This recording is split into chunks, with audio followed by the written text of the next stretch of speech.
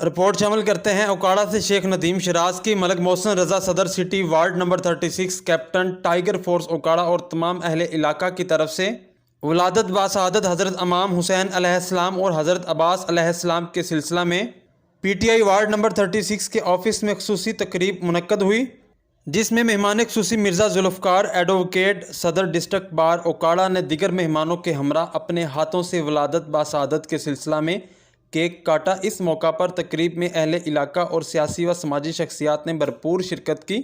तकरीब के आखिर में मुल्क की सलामती के लिए खुसूसी तौर पर दुआ की गई।